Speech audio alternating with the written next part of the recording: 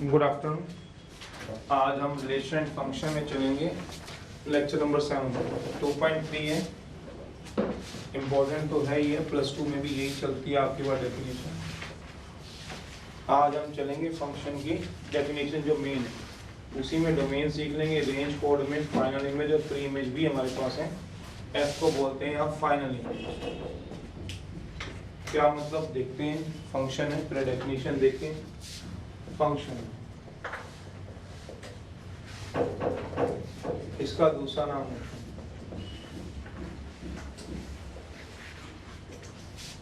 Mapping बोलते हैं। Mapping, अगर वो डिफाइन मैपिंग बोलता है तो भी फंक्शन ही बोलेगा। शॉर्ट फॉर्म होती है, पूरा हम फंक्शन नहीं लिखा करते, इसको हम सिर्फ इतना लिख देते हैं तो अंडरस्टूड हम फंक्शन की बात कर रहे हैं। एफ यू ऊपर एन होता है मेरे पास। डिफाइंड एज, फिर डिनोटेड की बात हम बाद में करते हैं। Defined as let X and Y, A and B, जो मर्जी दो नॉन एम्प्टी सेट ले लेंगे। Let X and Y are two non empty set है। पहले डेफिनेशन लिखवाएंगे, उसके बाद आपको ही पता है धीरे धीरे उसके समझाएंगे, उसके बाद बात करेंगे। पहले देख लो, are two non empty set है।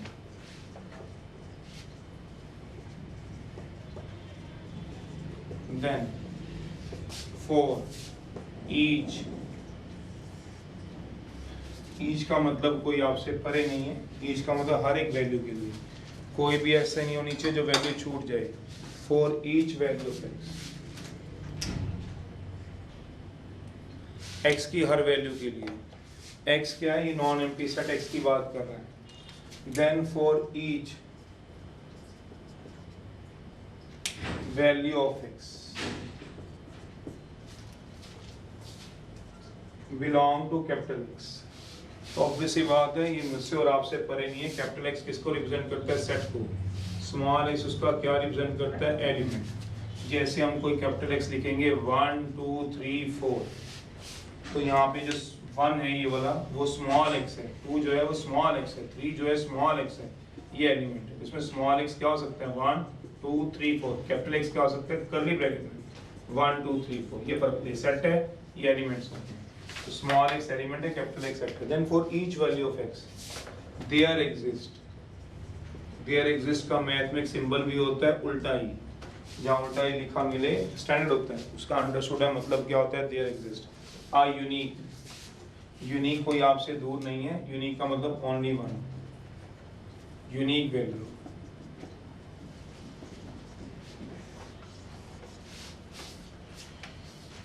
Unique value y belong to capital Y. Obvious ही बात है, सेट है, और ये क्या होगा, उसके एलिमेंट्स की बात है। तो डेफिनेशन ये कहता है x and y are two non empty set है। Then for each value of x, x की हर वैल्यू के लिए there exist a unique value of y। क्या इसका मतलब है, बात करेंगे दो non empty set, then for each value of x there exist a unique value. इससे पहले इसकी डेफिनेशन को समझाएं, पहले डोमेन रेंज प्री में समझाएं, तो पढ़ी रहने दो। तो कहना ये चाहता होता है फिर भी x और y मान लो कोई भी दो नॉन एम्प्टी सेट दिए हुए हैं, डेफिनेशन समझाएंगे धीरे धीरे इसी के अंदर। तो x में कुछ एलिमेंट पड़े हैं, मान लो a b c, y में भी कुछ एलिमेंट पड़े हैं k l m n p, कितने पड़े हो सकते हैं x में भी और y में।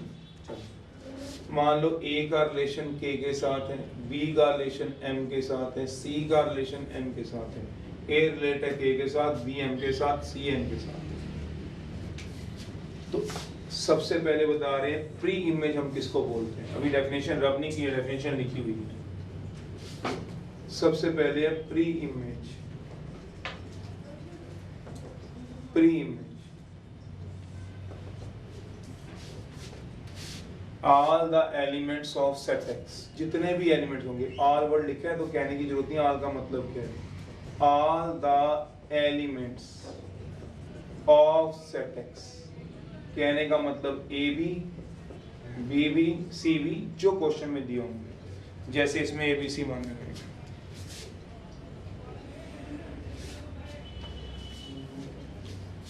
डेफिनेशन जो है वो इसके बाद आएगी, मतलब मैंने लिखवा दी है क्योंकि पहले डेफिनेशन लिखवानी थी, समझा रहा हूँ इसके बाद समझाऊंगा, पहले थोड़ा सा प्री में समझा रहा हूँ, इसके बाद फिर मैं समझा रहा हूँ। तो जितने भी एलिमेंट होते हैं ABC पढ़ी रहने दो इसको, ABC वो क्या होंगे, प्री इमेज। फिर बात हो रही है डोमेन की, डोमेन को बोलते हैं इनपुट, डोमेन लिखा हुआ है डोमेन, डोमेन को बोलते हैं input, value of x, domain को हम DF से नोट करते हैं, F स्टैंड फॉर फंक्शन, तो DF होता है, इसको हम लिखते हैं, इसका मतलब होता है domain of function, domain of function. तो डोमेन होती क्या है, जिसको हम DF बोलते हैं, डोमेन होती क्या है DF, set of pre image, domain होती क्या है, set of pre image. Pre image का सेट मतलब क्या हुआ, ये प्री इमेज हो गया ABC, और जो डोमेन आ गया डोमेन DF वो आएगा इसका सेट, ये एलिमेंट्स हैं ABC, इसके ऊपर सेट डाल दो, ये होती है उसकी डोमेन। एक बार पहले सुन लो, समझ लो, फिर नोट कर लेना। हमारे पास बात कर रहे हैं, एक सेट नॉन एम्प्टी X दिया हुआ है, Y दिया हुआ है, ABC K L M N P, तो जितने भी एलिमेंट्स होंगे सेट X के वो होंगे प्री इमेज, उसका भी एक सेट डाल दो डोमेन, डोमेन का मतलब input, value of x, DF से नोट करते हैं, DF से डिनोटेड बाय DF से होता है। DF का मतलब क्या होता है, डोमेन को हम डिनोट करते हैं डिनोटेड बाय DF से करते हैं, DF से। DF का मतलब क्या होगा, domain of F stand for function, defined as, कैसे डिफाइन कराओगे, set of pre image, set of pre image, लो इस तरह से लिख लेना। तो डोमेन क्या होगी, जितनी भी प्री इमेज है, कौन सी बोला, ABC, उसका एक सेट, उसका एक सेट। अब बात करें F इमेज की, F इमेज का मतलब क्या होता है, फाइनल इमेज, प्री का मतलब पहले, F का मतलब final, F stand for final image होती है। सुन लो अभी,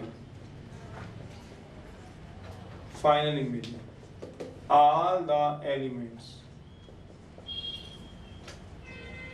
of set Y, यहाँ set X कहते हैं, which have, इसमें कंडीशन भी लगी हुई है, जिनके पास प्री इमेज होगी, समझ में नहीं आया, वो कहता है सेट Y के वो सारे के सारे एलिमेंट जिनके पास प्री इमेज होगी, K के पास प्री इमेज है तो K लोगे, L के पास प्री इमेज नहीं है तो L नहीं लोगे,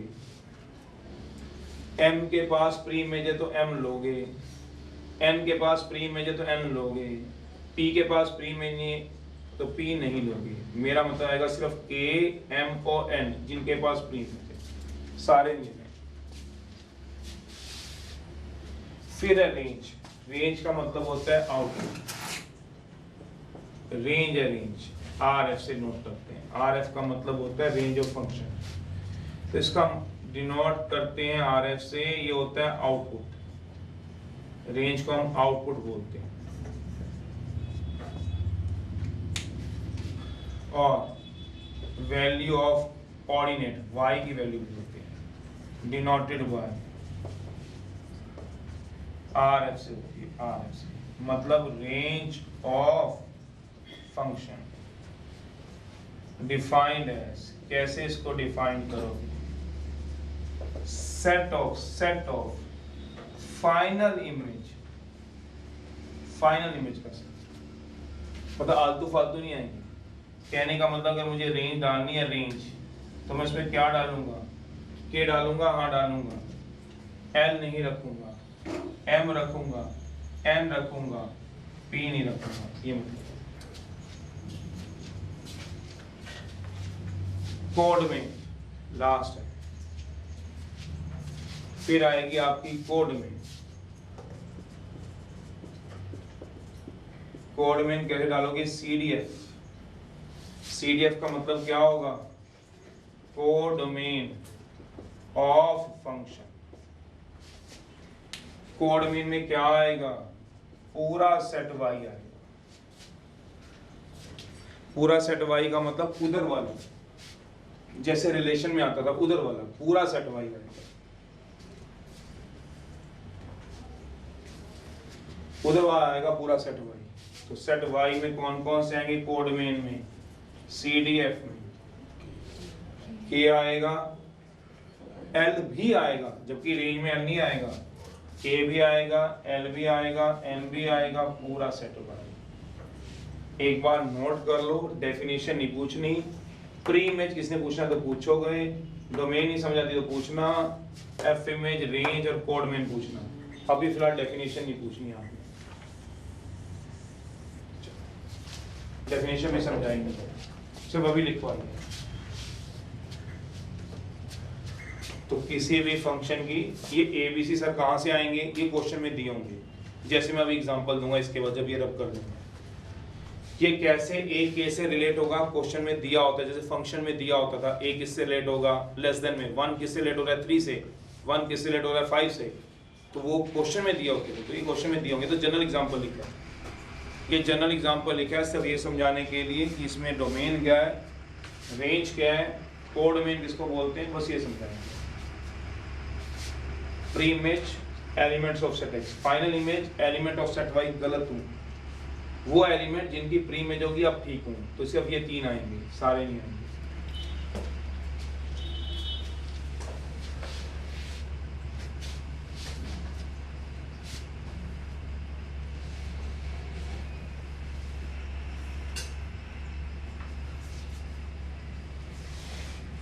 डोमेन को हम DF बोलते हैं, रेंज को RF लिखा है। तो आज के बाद अब आप देखोगे रेंज RF होगी, कोड मेन CDF होगी, सेट वाई पूरा सेट वाई, मतलब चाहे उसका लिंक हो चाहे ना हो, में कोई लेना देना नहीं।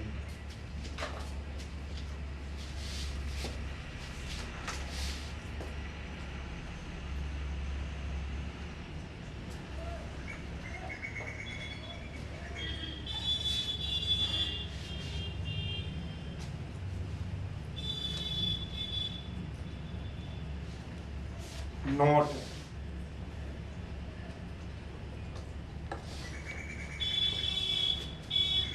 एक नोट है, फिर आगे चलो।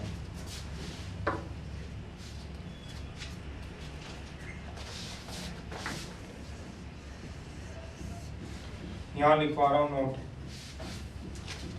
रेंज जो होती है, रेंज आराम से देख लो, डिफाइन की हुई है, सेट ऑफ फाइनल इमेजेस। ये डिफाइंड वर्ड लिखा हुआ है, defined as, denoted by RF, range of function. Defined as set of final image, final image थी KMN, उसका सेट डाल दें। जो रेंज थी वो KMN थी, देख लो। कोड में पूरा सेट वाई होता है, तो अपना दिमाग लगाना, जो रेंज है रेंज वो कोड में से बाहर तो जा ही नहीं सकती। तो ये बात याद रखना, कोई पूछ ही ले तो क्या रेंज जो होती है इज सबसेट होती है किसकी वाला, कोडोमेन की। तो रेंज ऐसे लिखा जाता है, कोडोमेन की सबसेट। सोचो, पढ़ो, आराम से अपना दिमाग लगाओ। रेंज कोडोमेन से बाहर जा ही नहीं सकती, उसी में घूमती रहती। रेंज में बाहर थोड़ा निकल जाओगे, ये सबसेट का साइन होता है।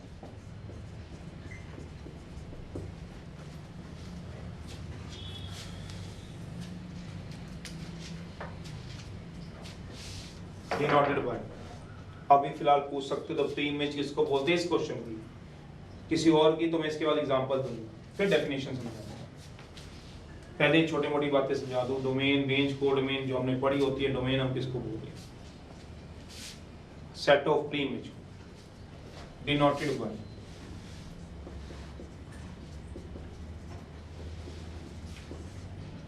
फंक्शन को हम डिनोट कैसे करते हैं, y is equals to fx और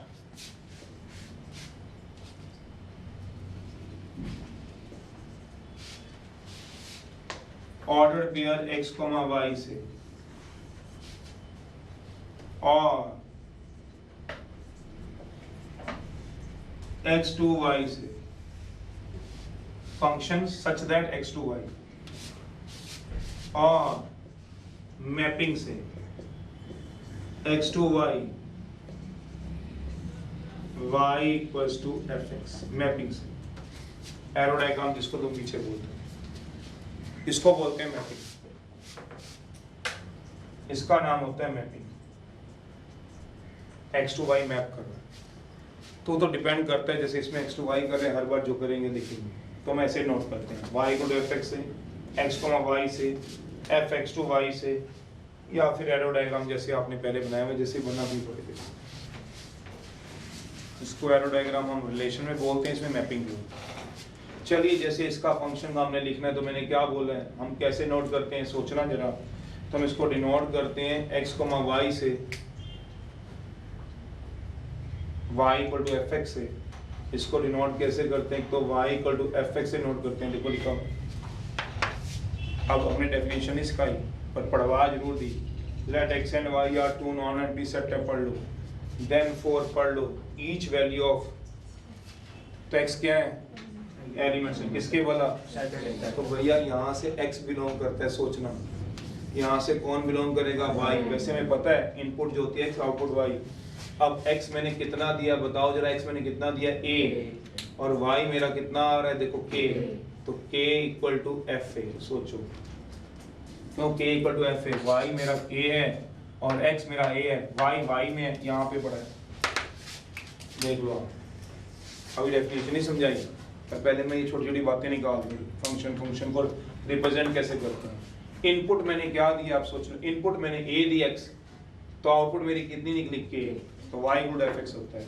मेरा मतलब b मेरी इनपुट है तो एफ बी इधर आएगा, इनपुट इधर आएगी। आउटपुट मेरी m है, या कह लो y को n रखूंगा तो x मेरा कितना आएगा एफ सी, ये मतलब। तो मैं ऐसे भी नोट कर सकता हूँ k पे एफ ए, m पे एफ बी, n पे एफ सी। k पे क्या आएगा एफ ए, m पे क्या आएगा एफ बी, n पे क्या आएगा एफ सी। ऐसे भी रिप्रेजेंट कर सकता हूँ।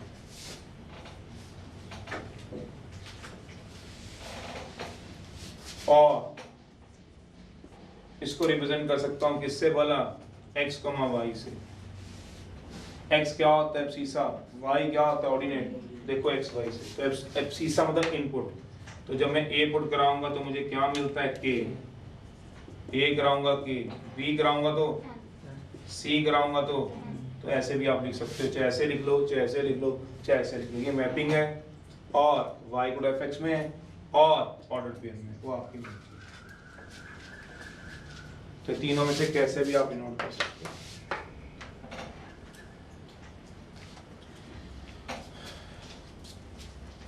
अभी डेफिनेशन रब नहीं कर रहा हूँ, ये रब करूंगा डोमेन, प्रीइमेज, फिर एग्जांपल दे रहा हूँ कि भाई कैसे लिंक होते हैं अगले में, फिर डेफिनेशन समझाऊंगा। रेंज हमेशा सबसेट होगी, सेट वाई से बाहर जा नहीं सकते, अंडरस्टूड है, ये बात तो आप समझ आती है। नोटेशन रब कर सकता हूँ, नोटेशन होती है y equal to F X, तो y यहाँ से होता है, x यहाँ से होता है। ये इनपुट होता है, ये इनपुट है, ये आउटपुट है। तो चलो एग्जांपल देख लो कैसे हम डिनोट करेंगे, देख लो एग्जांपल। क्वेश्चन पेपर में कैसे आते हैं, बुक में कैसे दिए हुए हैं वो बता रहा हूँ। सेट x दिया हुआ है 1 2 3, y दिया हुआ है 0 1 2 3 4 5। फंक्शन जा रहा है x टू y, उसने बताया हुआ है। y टू x भी कह सकता था, उसका मन कहता तो क्या कहता बताओ, y टू x। तो पहले कौन सा सेट लोगे, y, फिर कौन सा लोगे, अंडरस्टूड है। ये चीजें कोई लिखी या बताई थोड़ा ना जाती, उसका मन करता तो y टू x भी दे सकता था। अभी फिलहाल उसने क्या दिया, x टू y, किसी क्वेश्चन में एग्जांपल में डाल दूंगा y टू x, तो समझ जाओगे कि पहले y, इसमें इनपुट क्या है x और आउटपुट क्या है। अगर y टू x आएगा तो इनपुट क्या है x, आउटपुट क्या है y। गलत हूँ, पहला हमेशा क्या होता है बताओ, तो इस बार ये इनपुट है इसकी, ये नहीं है।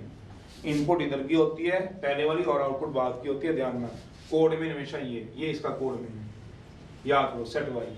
अभी लिखूंगा सीरिया कोड, इसका कोड मीन कितना आएगा सेट एक्स, और कोड मीन में से क्या निकलेगी रेंज, क्योंकि रेंज सबसेट होती है कोड मीन की। तो उल्टा भी चलता है x टू y, ये x टू y बोला तो मैं तो फिलहाल x टू y चलूंगा। जैसे रिलेशन होता था क्या, सबसेट ऑफ किसका बोला, a क्रॉस, जब ये कहां से कहां तक जाता था, a से, पर b से a तक भी तो जा सकता था, तो ऐसे ये भी होता है।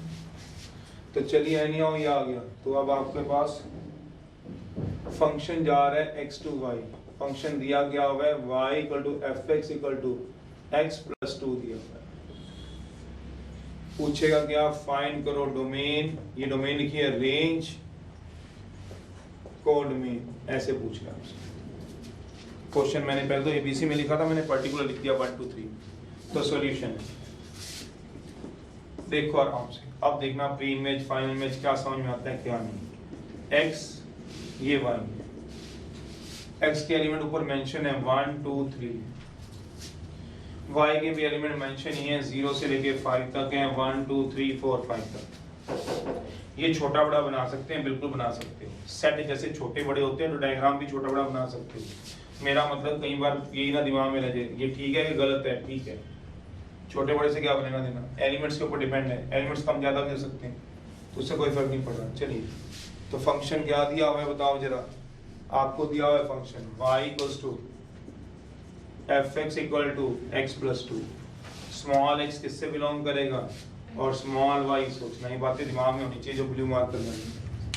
अब पुट कराओ भैया, x को कितना पुट कराओगे 1, करा लो x को 1, x क्या है एलिमेंट, एलिमेंट x क्या है एलिमेंट है, कौन सा एलिमेंट पुट कराओगे 1, 1 कराओ तो कितना आएगा बताओ, 2 करा दो इसमें तो कितना आएगा 4, 3 कराओगे तो कितना आएगा।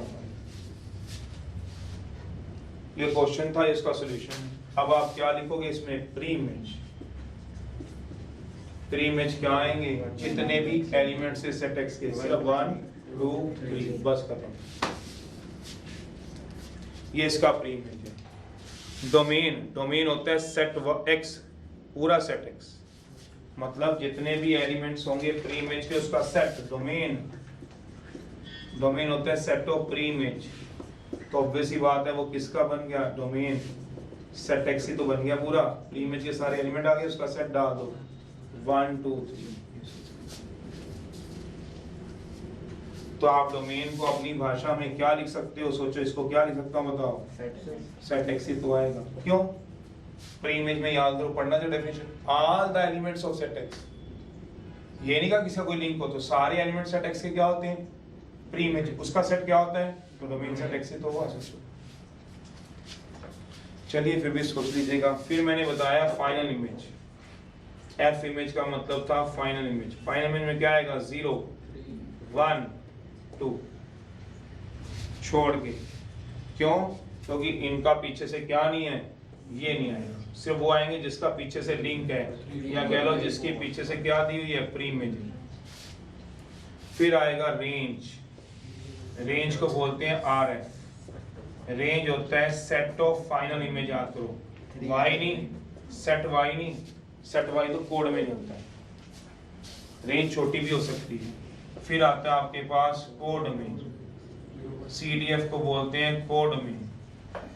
कोड में की तो बड़ी सिंपल सी डेफिनेशन होती है, पूरा सेट होगा। अब y सेट को देखा जाए तो 0 भी है, 1 भी है, 2 भी है, 3 भी है, 4 भी है, 5 भी है, ये क्या आएगा, code. This is called code. अब हम इसको डिनोट कैसे करते हैं, 2 तरीकों से, या तो आप डिनोट कर लो किससे, y equal to F X से। सोचो तो आउटपुट कितनी आ रही है, y कितना आया है, सोचो 3, जब क्या पुट कराया है f, और सोचना 4 कब आई, f2, 5 कब आई। थोड़ा इसको लिखने का तरीका चेंज करो, ध्यान से देखना, ऊपर नहीं किया था पिछले वाले में, इसमें कर रहा हूँ। क्या मैं ऐसे भी लिख सकता हूँ, f of 1 इक्वल टू 2, एक ही बात है, सोच लो, तो ज्यादातर ऐसे ही लिखा मिलेगा बुक्स में, तो उससे कोई फर्क नहीं पड़ रहा। y equal to F X, f of 1, क्यों 1, इनपुट 1 है, आउटपुट क्या मिल गई 3, सॉरी, f of 1 पे क्या मिल रहा है 3, f of 2 पे 4, ये क्या है x इनपुट है, और y क्या आ रहा है 3, y क्या आ रहा है 4, सोच रहे हो। तो y equal to F X की बजाय लिखा F X equal to y जाता है, पढ़ा ही ऐसे जाता है, y equal to F X. चलो f of, अगर आदत पड़ी तभी मैंने लिखवा दिया है 5, ऐसे लिखा जाता है। या फिर एक और तरीका होता है इसको लिखने का, क्या बोला, x, 1 ऐसे लिख लो, ये तो सबको बड़ा आसान ही लगता है, 1 पे क्या है, 2 पे क्या है, तो ना इनपुट जा तो लेफ्ट में लिखी जाती है, इसलिए इसको लेफ्ट में लिखते हैं। वैसे तो ये लिखा हुआ है जैसे मर्जी लिखो, वो तो आपके ऊपर है, लिखने का उसका तरीका है। बुक्स वालों का तो ऐसे लिखे, बुक में ऐसे लिखे मिलते हैं। चलो एनी हाउ आप आराम से पढ़ो, 5 मिनट पूरे लो। डेफिनेशन नहीं मुझसे पूछनी, बाकी प्री इमेज नहीं समझ आती वो पूछनी है, डोमेन नहीं आता वो पूछना है, कोड में जब शुरू से समझ लो, final image, domain, range, codomain वो पूछना है बस। नोटेशन पूछ सकते हो, डेफिनेशन अब सिखा। तो एबीसी कहाँ से आए थे वो क्वेश्चन में दिए होते हैं। जैसे वो पिछला मैंने दिया था, वो जनरल एग्जांपल दिया था अपनी तरफ से। तो क्वेश्चन पेपर में 1 2 3 ऐसे हैं, हमारी बुक में 0 1 2 3 4 5 ऐसे हैं। तो फंक्शन जहां से जहां जाएगा वो बताएगा, जैसे रिलेशन जहां से जहां तक जाता है बताते हैं। अब इसके बाद डेफिनेशन समझा रहा हूं। रेंज हमेशा क्या आएगी, सबसेट आएगी। किसकी वाला, कोड में। रेंज हमेशा क्या आएगी, सबसेट आएगी। किसकी सबसेट आएगी, कोड में।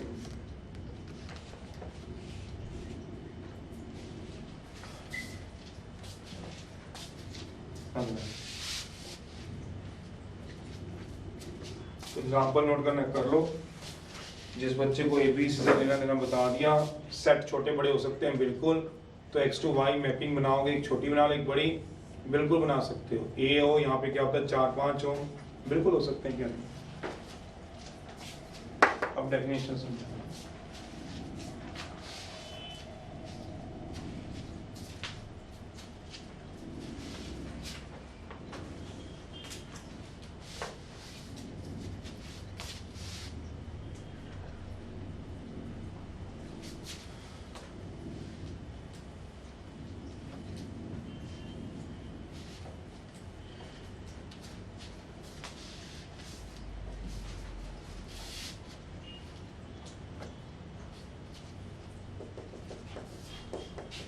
पहला नोट है, डेफिनेशन समझाऊंगा। ये सारे रब कर रहा हूँ जो फालतू की चीजें हैं, ये नोटेशन की तो जरूरत नहीं है, पता ही है कैसे करेंगे, बाकी तो रख ही रखते हैं अभी।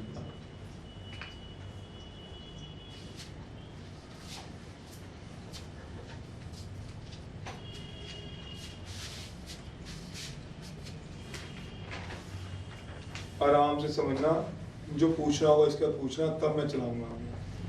सेट एक्स है, सेट वाई।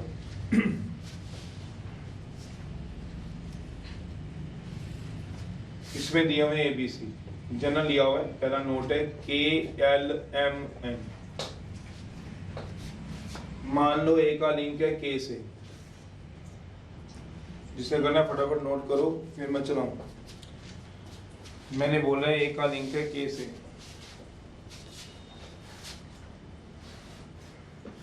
एक बार पढ़ोगे तो समझ आ जाएंगे, पढ़ भी लो तब भी समझ आ जाते हैं क्या कहा गया। बी का लिंक मान लो एम से है, सी का आगे लिंक ही नहीं है, इसका एक एलिमेंट सी आगे जा नहीं रहा। ऐसा होता है, बिल्कुल होता है। कोई एग्जांपल है? हाँ है, चलो देखते हैं।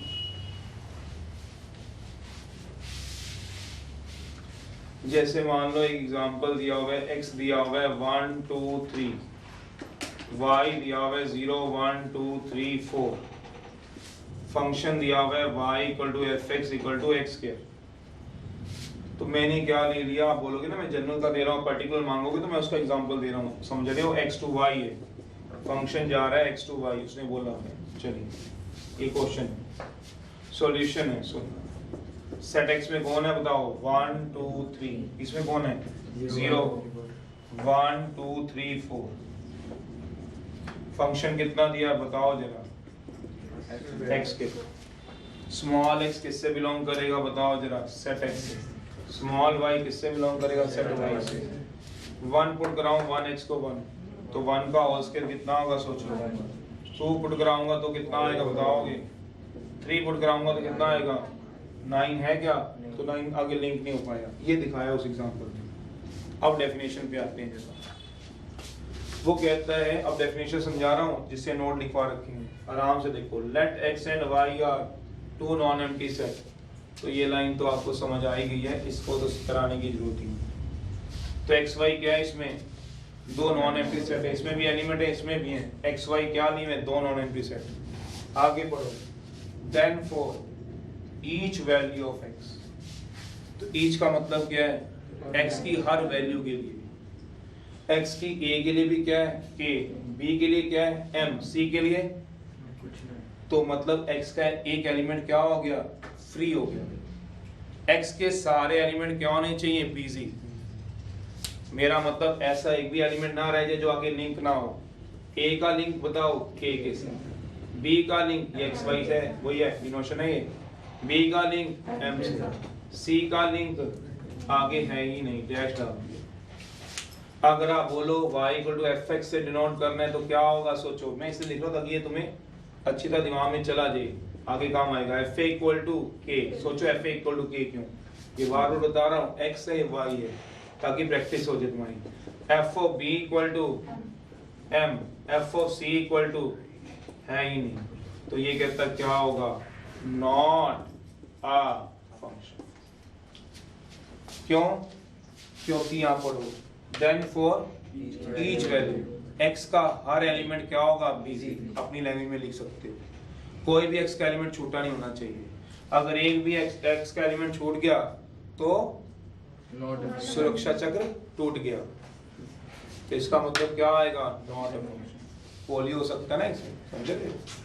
तो फंक्शन होने के लिए सारे एलिमेंट नहीं चाहिए, तो इसकी डोमेन ए बी और होएगी नहीं, जब फंक्शन ही नहीं है तो उसकी डोमेन कैसे निकालोगे, रेंज है ही नहीं, कोडोमेन जब बात ही नहीं कर पाएंगे जब फंक्शन नहीं हो, तो ये होता है। इससे पिछला जो हमने लिखे थे उसमें एक्स के सारे एलिमेंट बिजी थे, देख लो, तो एक्स के सारे एलिमेंट क्या होने चाहिए, बिजी। तो let X and Y are two non empty set, then for each value of X, यहां तक मैंने समझा दिया। अगला नोट है, कर लो नोट, फिर अगला बताऊं। एक भी एलिमेंट नहीं छूटा होना चाहिए। अगर आप थोड़ा अपना दिमाग रखो, पर ये रिलेशन हो सकता है, रिलेशन में ऐसी कोई कंडीशन नहीं होती कि एक्स के सारे एलिमेंट बिजी होने चाहिए। एक्स के सारे एलिमेंट बिजी होने चाहिए, रिलेशन में कंडीशन नहीं होती। यही सबसे बड़ा डिफरेंस होता है जो दिमाग में जाता है, क्योंकि थ्योरेटिकल चैप्टर होते हैं, मैंने पहले ही शुरू करने से बोला था, इसमें थ्योरी होती है। तो आपको ये बात देखनी है कि आपके पास इसको बार बार पढ़ने से पता चलता है कि भाई क्या रह जाता है और क्या नहीं। तो भाई x की सारी वैल्यू के लिए y में क्या होनी चाहिए वैल्यू, तो x की सारी वैल्यू के लिए y में वैल्यू होनी चाहिए, बट रिलेशन में ऐसा नहीं होता। तो इसका मतलब ये हुआ कि अगर एक फंक्शन है कोई भी, ये फंक्शन है, ये not a function, but relation हो सकता है, यस, हाँ रिलेशन हो सकता है। रिलेशन में x के अंदर सारे एलिमेंट बिजी हो, ऐसी कोई कंडीशन नहीं, ध्यान रखना। तो इसमें मैं आगे आप चलने से पहले एक नोट ही लिखवा दूं, क्या बना, every relation need not be, अगर कोई समझ जाएगा आज ही तो कल को 20-25 साल बाद समझ ही जाओगे आप, जब बड़े हो जाओगे आप तो, function, but every function is a, because ये ax है, ये y है, ये 1 है, ये 5 है, ये 2 है, ये 3 है, मुझे एक रिलेशन दिया हुआ है लेस देन, बताओगे कौन लिंक होगा, 1 लेस देन 2 होता है, 1 लेस देन 2 होता है क्या, एक नहीं बोल रहे हैं, 1 लेस देन 3 होता है क्या, 5 लेस देन 2 होता है क्या, 5 लेस देन 3 होगा, तो कौन कौन आएगा इसका रिलेशन बताएगा तो बच्चा, रिलेशन कौन कौन आ रहा है, कहाँ लिखूं, जगह नहीं बच रही, यहाँ बच रही है, रिलेशन कौन कौन आएगा बताओ, 1 3 और 1 2 और 1 3, दो रिलेशन आएंगे, 1 2 और 1 3, और कोई आएगा, पर ये फंक्शन हो सकता है क्योंकि इसमें एक एलिमेंट क्या हो गया, तो नॉट अ, तो रिलेशन फंक्शन हो कोई जरूरी नहीं, पर फंक्शन रिलेशन होगा ये जरूरी है, क्योंकि इसमें सारे एलिमेंट बिजी होंगे। Total number of relation 2 raised to power nm होते थे। चलो सोचना कोई बात नहीं, अभी तो वो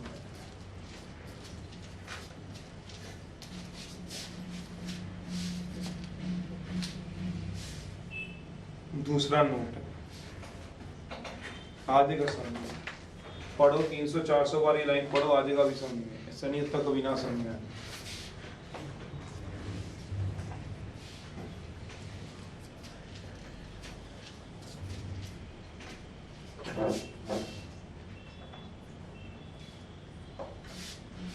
नहीं तो 20-30 साल बाद अपनी अगली जनरेशन छोड़ने आओगे तो 2-4 क्लासों में बैठ जाना, आराम से बैठना यहाँ पे, ये कहता चलो आजा पापा, आजा मम्मी मेरे साथ बैठ, पढ़ना फिर आराम से, तब तक समझ आ जाएगा। सोचना हर रिलेशन फंक्शन नहीं होता, तो ये फंक्शन नहीं था बट रिलेशन है, तो हर रिलेशन फंक्शन नहीं होता बट हर फंक्शन रिलेशन होता है, उसका लिंक सबके साथ होता है। दूसरी बात है, अभी डेफिनेशन आदि समझेंगे, मैंने लिखवा दिया आपको बीच में एक बहुत बड़ी बात, देखो जिसको समझ आती है, नहीं तो नोट कर लो, कई बार एकदम से समझ नहीं आती पर पढ़ पढ़ के एक बात को 3-4 बार समझ आ जाती है। दूसरा नोट है,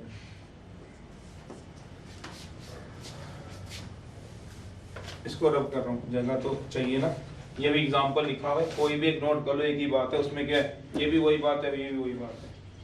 तो वो कह रहा है डेफिनेशन में x और y दो नॉन एम्प्टी सेट हैं, तो x और y तो दो नॉन एम्प्टी रखने ही थे, a b c, चलो तो कोई भी आएंगे, अब आपको पता चल गया क्वेश्चन में जी होंगे। मान लो a का लिंक k से है, b का लिंक l से है, b का लिंक m से है, जैसे ये है 1 का लिंक 2 से भी है और 1 का लिंक क्या है 3 से भी है, ऐसी कई बार b का लिंक है, c का लिंक n से है। मान लो अब डेफिनेशन आगे पढ़ते हैं, तो डेफिनेशन क्या कह रहे हैं, तो इसका मतलब क्या हुआ, ये रख कर रहा हूँ, इसका मतलब हुआ a का लिंक किसके साथ है, x y से नोट कर रहा हूँ इसको, इसीलिए मैंने नोटेशन आपको पहले बताई थी, ये जरूरत पड़ती रहती है। तो चलो x y था, तो अब क्या आएगा, a का लिंक k से, अब मैं बताऊं भैया इसको ऐसे नोट करते तो दिक्कत होती है हमारे को, इसलिए पहले वो बताता हूँ फिर डेफिनेशन सिखा रहा हूँ। a का k से, b का l से है, c का n से, बस यही है ना, b का l से है एंड दोनों बोलो ना, फिर b का l से ही है, ऐसा तो नहीं है ना, l से हाँ है पर l से ही है ये तो नहीं कह सकते ना, b का l से भी है और m से भी है, साफ साफ लिख देता हूँ एंड m से भी, और y को fx में लिखना है तो जरूर लिखो, मुझे तो कोई ऐसे इतराज नहीं है। f of a f of b L and M and ही लिखा हुआ है, कॉमा डाल दे कोई बात नहीं, एफ ऑफ सी। अब डेफिनेशन चलते हैं,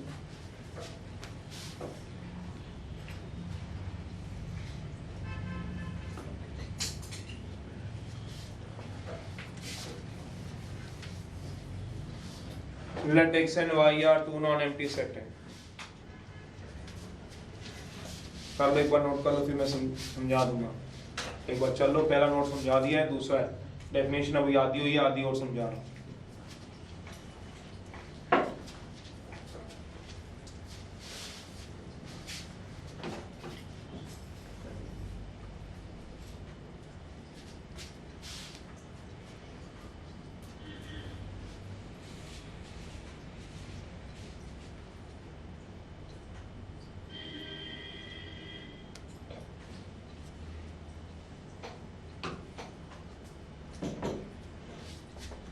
चलो a का लिंक था k के साथ, b का लिंक था l के साथ m के साथ,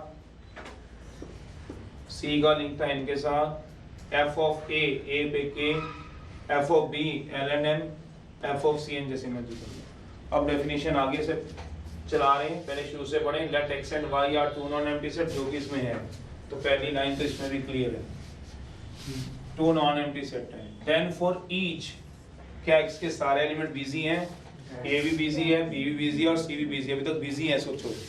then for each value of x there exist are unique का मतलब क्या होता है, only one value of y, तो इसका मतलब x की वैल्यू पे y की कितनी वैल्यू आनी चाहिए, एक या एक से ज्यादा,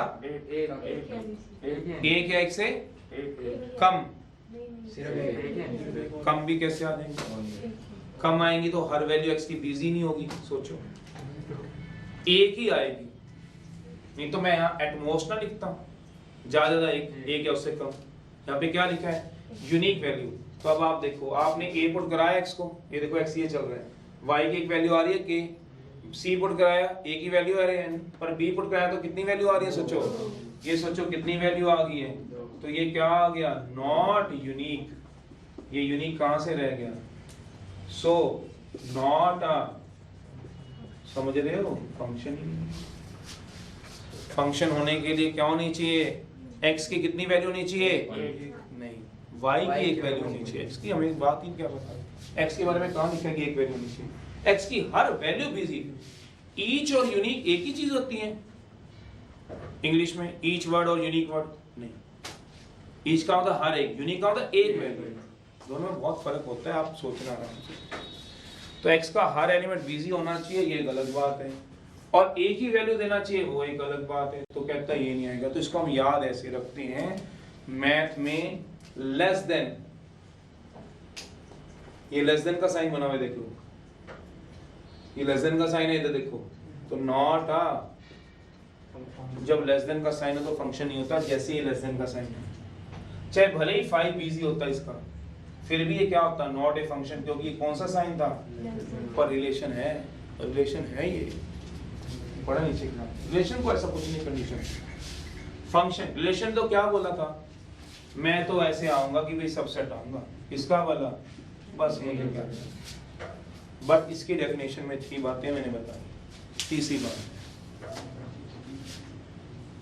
तो फिर क्या ऐसा हो सकता है कि हमारे पास, तो मैंने ये समझाया, there exist a unique, unique का मतलब समझा दिया, यूनिक का मतलब सिर्फ एक वैल्यू आएगी, किसकी वाला, अब अपनी अपनी आप डेफिनेशन पढ़ के देखो, मैं जैसे डेफिनेशन खत्म, फिर भी एक बात समझा रहा हूँ, जो बच्चा पूछता है वो क्या, वो वहां समझा, ये तो कुछ भी नहीं है।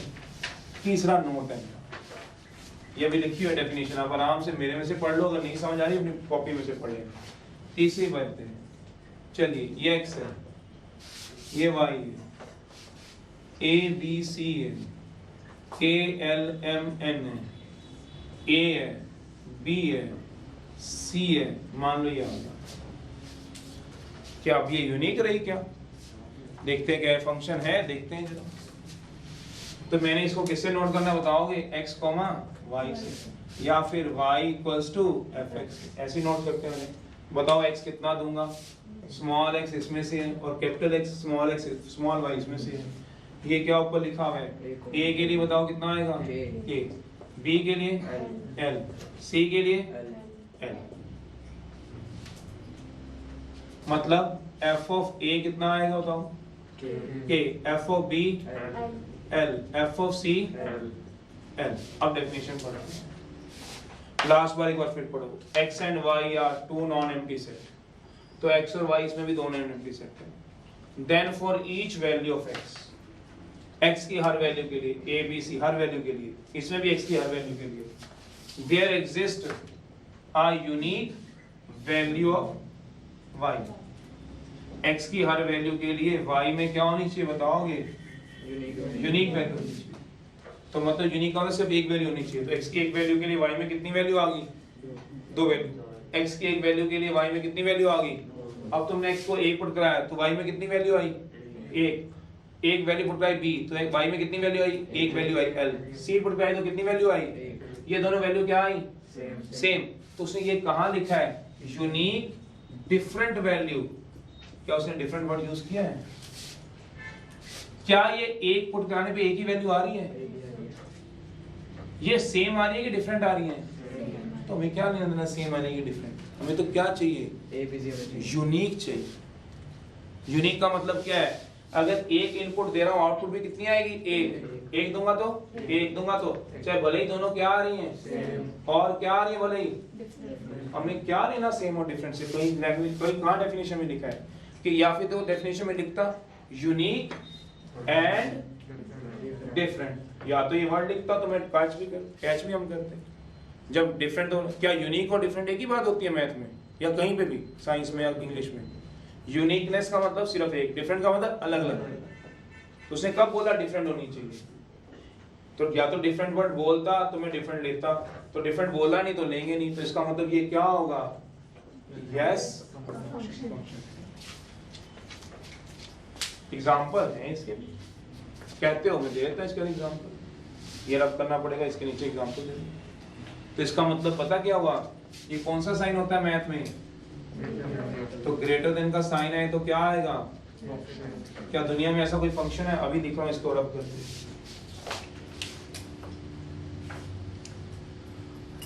जहां डेफिनेशन फेल होगी वहीं तो वापस आओगे, वापस आने का मतलब समझ रहे हो, फंक्शन नहीं होगा।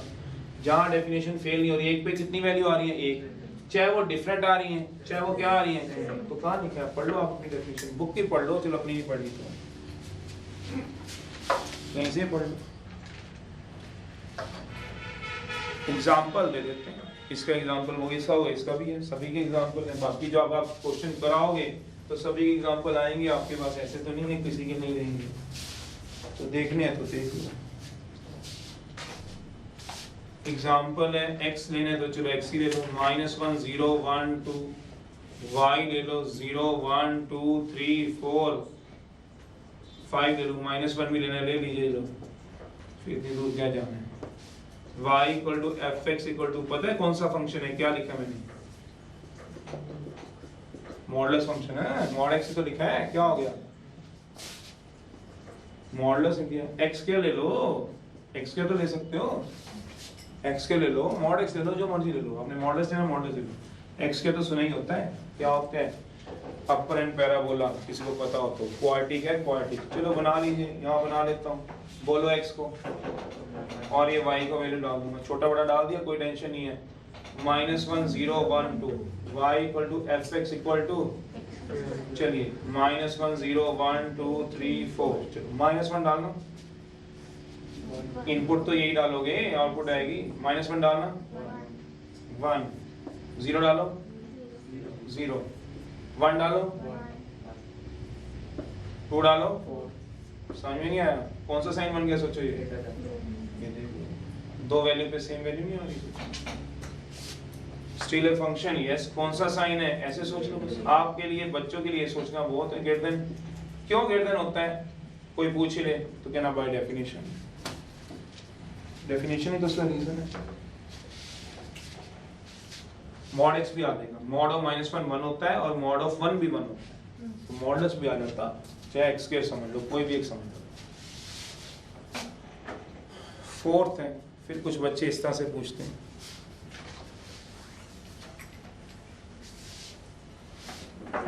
बच्चों के डाउट, फोर्थ है,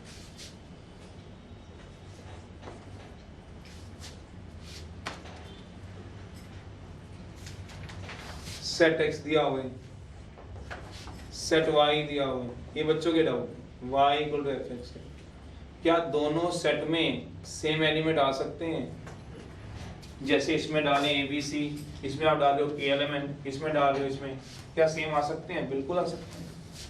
तो क्या A से लिंक हो सकता है, क्या A से B से B, C से C, बिल्कुल हो सकते हैं। क्या दुनिया में ऐसे फंक्शन है, बिल्कुल है। कोई फंक्शन बता दो, एग्जांपल है x ले लो 1 2 3, y ले लो 1 2 3, अभी तो आपने फंक्शन की टाइप्स पढ़ी नहीं, y equal to fx equal to x, ऐसे फंक्शन को आइडेंटिटी फंक्शन बोलते हैं। आपको भले ही ना पता हो, नाम ना पता हो, पर ऐसा फंक्शन ले लिया x टू y, अब सोच लो सॉल्यूशन है, नाम भले ही ना पता हो, मॉडुलस का नाम पता था, x स्क्वायर क्वाड्रेटिक होता है, इसका पता है आपको, क्वाड्रेटिक फंक्शन है क्योंकि आपने 10th क्लास से पढ़े होते हैं, ऐसी आइडेंटिटी फंक्शन होते हैं। एनी हाउ उससे क्या लेना अपने नाम से, x क्या डालोगे 1 2 3, ये भी क्या डालोगे 1 2 3, y equal to fx equal to x, तो x को 1 दूंगा y भी क्या आएगा, क्योंकि y इक्वल टू x ही तो हो गया, सोचो 2 पे 2 3 पे 3 होते हैं, मतलब आपका जो मन का डाउट था वही है। फिर कुछ बच्चे इस तरह से पूछते हैं, फिर आपने इसके अलावा कोई बात पूछनी है तो पूछिएगा। फिफ्थ है कि भाई सेट x है, मान लो सेट y है, a b c है, a l m n है, a का लिंक n से हो जाए, c का b या c का लिंक a से हो जाए, b का लिंक m से हो जाए, मतलब ये काटे पीटे पड़ जाए, ये नीचे चला जाए, इसका ऊपर क्रॉस आ जाए, तो क्या फंक्शन होगा। फंक्शन को क्या चाहिए बताओ, x का सारा एलिमेंट बिजी होगा, a का लिंक बताओ किसके साथ जा रहा है, n के साथ, b का लिंक m के साथ, c का, उससे क्या लेना देना, कोई ऊपर जा रहा है कोई नीचे जा रहा है, उसने तो देखना है x के सारे एलिमेंट बिजी है यूनिक वैल्यू आ रही है तो उसने क्या लिख देना है? बस। आप सोचते हो कि सर ने सीधे सीधे डाले ऊपर नीचे, होने दो, हमें क्या लेना देना, जहां मर्जी जा सकते। अब आप अपना डाउट, अब आप फंक्शन की डेफिनेशन पूछ सकते हैं मुझसे, domain, range, codomain, pre image, final image पूछ सकते हो, फिर मैं अगली बात करूंगा।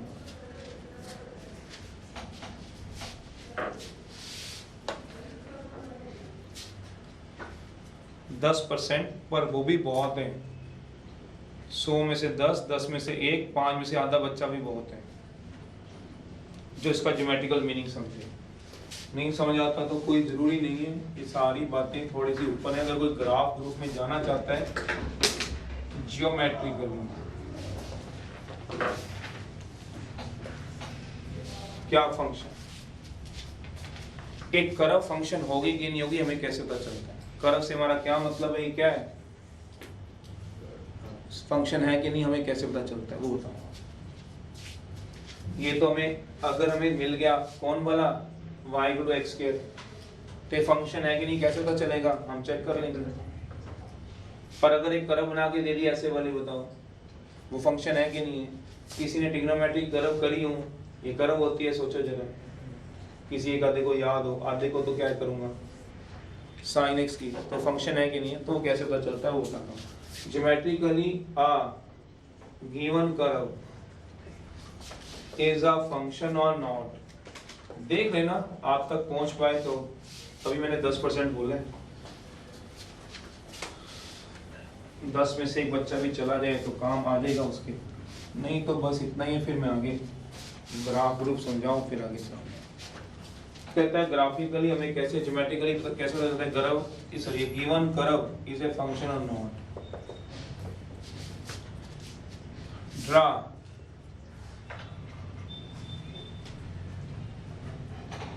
Working rule, draw perpendicular to X axis,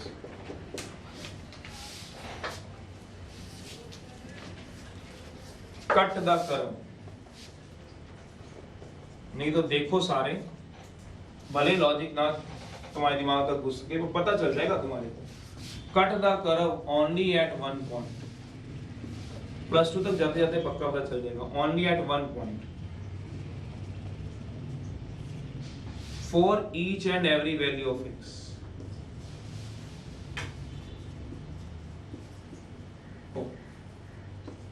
Every value of x belongs to x axis. x axis होती थी रियल एक्सिस, रियल एक्सिस होती थी -∞ से ∞। ये सब बातें पता लगने के लिए आपको चाहिए दम। For every value of x, then we say complex number याद हो, then we say क्या बोला, कर्व इज ए फंक्शन। कोशिश करते हैं कितना आप समझते हो। 10th क्लास तो पढ़ी होगी, देखी तो होगी, पता ही है रियल नंबर किस पे बनाते थे, पता है आपको? रियल नंबर लाइन बनाई हुई होगी 10th में, तो होता होगा कोई ना कोई आर्टिकल, 0, 1, 2, √2 भी यही होता है, सोच लो, √3 भी होता है, 3 है, सब कुछ तो होता है इसमें। कहाँ तक जाता है बताओगे, कहाँ तक जाता है? तो रियल एक्सिस एक्स एक्सिस तो होती है। एक्स एक्सिस को क्या बोलते हो? रियल एक्सिस क्या होती है? +1 का कॉम्प्लेक्स नंबर पढ़ लिया हो जिसने। वाई एक्सिस को क्या बोलते हो? इमेजिनरी एक्सिस होती है। सोचो, अगर पता नहीं कितना पता है, जिसको जितना पता है तभी कहा उसकी जेब में उतना इकट्ठा होना चाहिए, तभी मैंने सबको लिखवा दिया। तो क्या कहना चाहता है, बड़ी छोटी सी बात कहना चाहता है, ऐसा क्यों? समझ तो सभी को आ जाएगा। मान लो कर्व ये जा रही है, ये एक्स है, वाई है, एक कर्व ऐसे जा रही है, पेपर में बना हुआ डायग्राम आता है बिल्कुल +2 में। +1 में तो नहीं देखा, क्योंकि ये चीजें थोड़ी सी दूर होती हैं, पर अभी से सीखोगे 2 साल में अच्छी हो जाएंगी। चलो, और एक ये बना हुआ है, और एक डायग्राम और बना रहा हूं।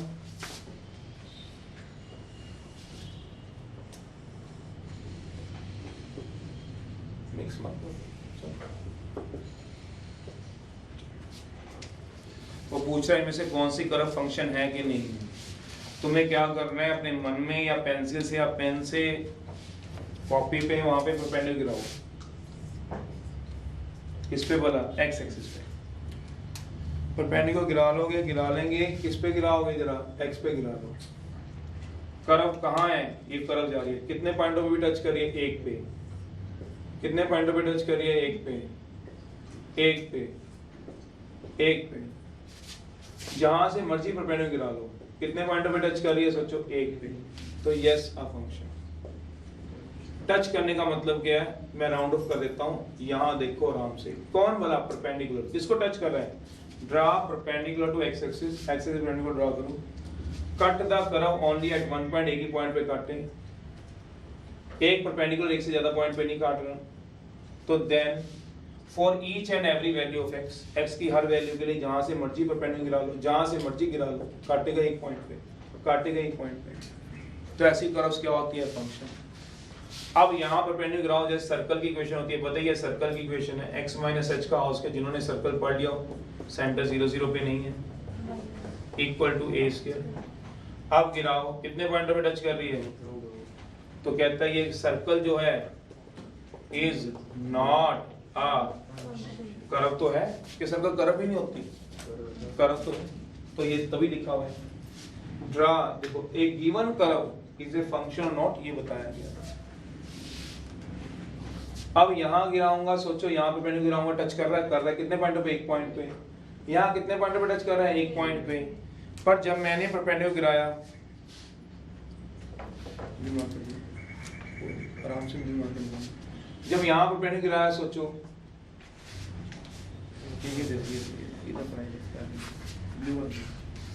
यहाँ गिराया मैंने, किसके बोला, एक्स के परपेंडिकुलर, देखो यहाँ पे, तो इसने टच ही नहीं किया, सोच रहे हो, कर्व को टच ही नहीं किया, सोचो। तो क्या कह रहा है, यहाँ परपेंडिकुलर गिराऊंगा, तो क्या कह रहा है वो, टच नहीं कर रहा, तो कर्व ओनली एट, ना 1 से ज्यादा ना 1 से, x की हर वैल्यू के लिए y में वैल्यू होनी चाहिए। तो कहता है इसने टच नहीं किया, तो इसका मतलब ये कर्व क्या आएगी, नॉट ए फंक्शन। अगर किसी के जहन में ये बात पूछने की हो तो जरूर पूछना, फिर भी इसके अलावा पूछो, आप मुझे बोलोगे आपको समझा दूंगा, बोलेगा कोई सर ऐसी कर्व हो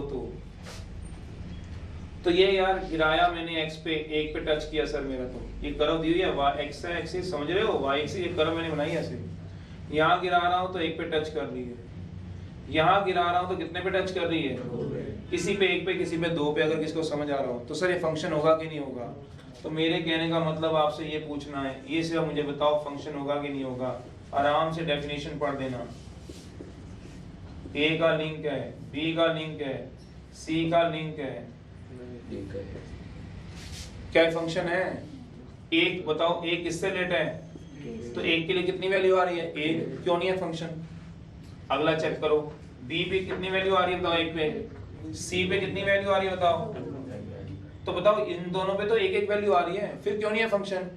एक भी फेल तो फेल ही है भाई, क्यों, क्योंकि डेफिनेशन फेल होगी यहाँ, तो वो डेफिनेशन फेल होगी। तो ये नहीं कि किन्हीं दो पे एक पे टच कर गया, किसी पे दो पे, तो एक भी अगर जगह दो पे टच कर गया तो ये कर्व क्या होगी, नॉट ए फंक्शन। अब रीजन समझा रहा हूँ जो 10% बच्चों को समझ आता है, ये तो सिर्फ कराया ना तो सबको समझ गया, रट्टा तो लग ही गया, एक पे काटेगा तो फंक्शन है, नहीं तो नहीं। क्यों ऐसा होता है वो तो देख लो, करो फटाफट से नोट, 2-4 करो, मैं समझा दूंगा, ये रख कर रहा हूँ। वैसे मैं बताऊं +1 के लिए इतना बहुत है, फिर भी अगर समझना है तो अगला स्टेप देखो, 2 मिनट की बात है, जिसको समझ आता है। तो नेक्स्ट लेक्चर में हम इसके ग्राफ करेंगे, फिर डोमेन रेंज के रूल करेंगे, टाइप्स और ग्राफ, जैसे किस टाइप के हमारे फंक्शन होते हैं उसके ग्राफ। इसका रीजन समझने के लिए 10th में जाना पड़ेगा आपको। अब देखो आपने 10th करी है कि नहीं करी, आप जानते होंगे।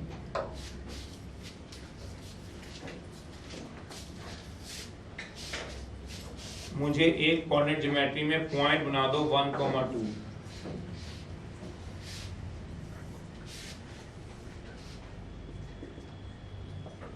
ये ऐसा करो, मुझे एक लाइन बना दो, लाइन x + y = 2, बस। देखते हैं तुम कोऑर्डिनेट ज्योमेट्री में लाइन बना सकते हो क्या, इक्वल टू वाली है, लीनियर इनइक्वालिटी वाली नहीं, एरिया नहीं बताएगी, इक्वालिटी वाली। तुम ये बता दो, मैं तुम्हें ये बता दूंगा। ऐसा क्यों?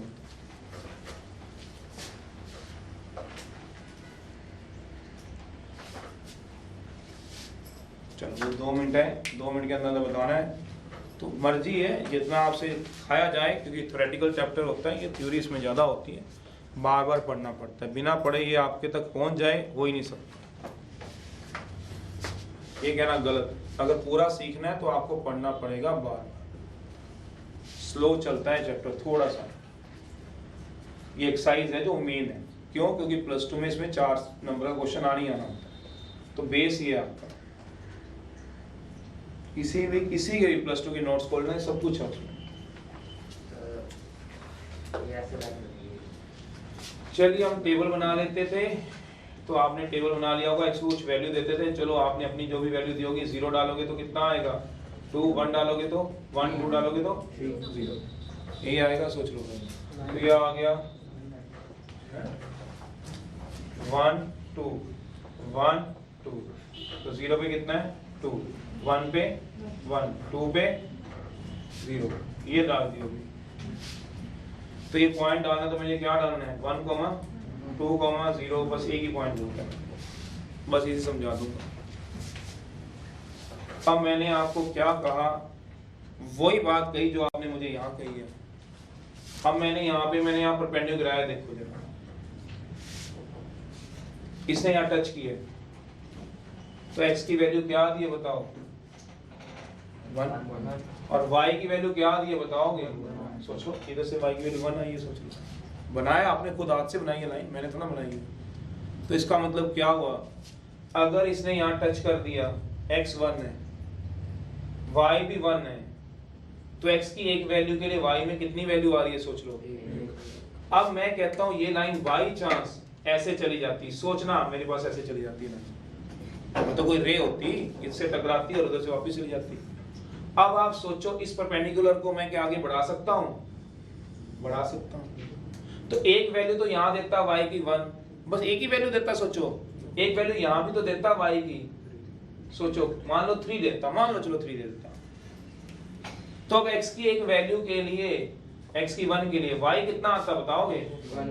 पहले कितना आया था, पहले वाली बात करो, पहले ये लो मैं पहले लिख देता हूँ, पहले मतलब समझते हो, जब आपने बनाया y 1, अब x को 1 पुट गया, y कितना आया 1, 3, तो 1 के लिए 2 वैल्यू आ गई 1 और 3।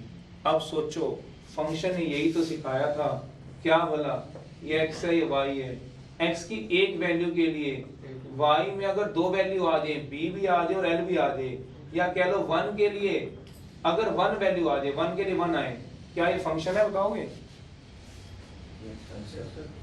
फंक्शन है, x का सारे एलिमेंट बीसी है, बीसी एक ही एलिमेंट है, क्या एक के लिए एक वैल्यू है, क्या ये फंक्शन है बताओ?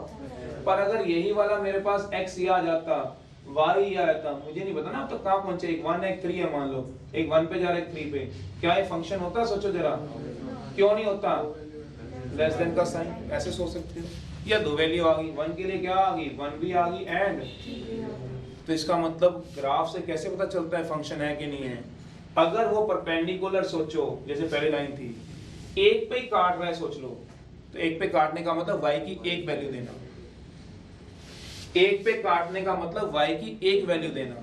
अब मैं आपको इसके पैरेलल में ग्राफ बना के दिखाता हूँ, ये लो, सोचना ये आपके पास है मान लो, अब ये कहता है ये कर्व ऐसे जा रही है मान लो, वो कह रहा है फंक्शन है कि नहीं है, आपने क्या किया यहाँ से परपेंडिकुलर गिराया, x की कोई एक वैल्यू आई a, मान लो ये आई, तो यहाँ से y की कुछ वैल्यू आएगी सोचो, तो एक आएगी 2 आएंगी सोचो, तो एक काटेगा तो एक ही तो वैल्यू देगा।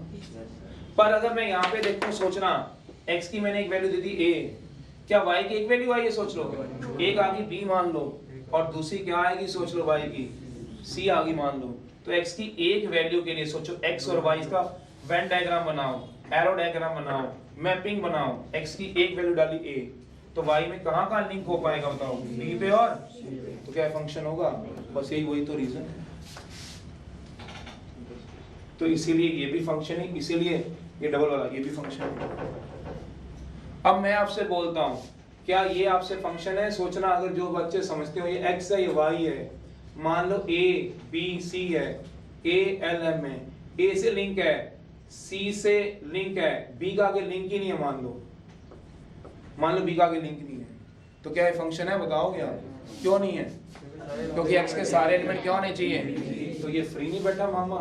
x की a वैल्यू के लिए बताओ आप ही सोचो, x की a वैल्यू के लिए क्या टच कर रहा है किसी को? कर्व को टच कर रहा है? बताओ, गिराओ आप परपेंडिकुलर गिराओ। क्या y में कोई वैल्यू दिख रही है आपको? क्योंकि कर्व को टच, ये मैंने वैसे ही बनाई ब्रैकेट्स कि कर्व इससे बाद में और इससे पहले है, तो क्या y की वैल्यू निकल रही है आपकी? तो इसका मतलब a के लिए कोई वैल्यू ही नहीं आ रही, या कह लो b है, b के लिए कोई वैल्यू ही नहीं आ रही, b के लिए कोई वैल्यू ही नहीं आ रही, तो क्या फंक्शन होगा? तो इसलिए ये भी फंक्शन ही, बस ये बात है। तो इसको ग्राफ से हम देख लेते हैं, तो रट्टा मार लो, एक पॉइंट पे काटे तो फंक्शन, एक से ज्यादा पे काटे तो नॉट ए फंक्शन, एक से कम पे काटे तो फंक्शन, तब भी नहीं है फंक्शन, सोचना।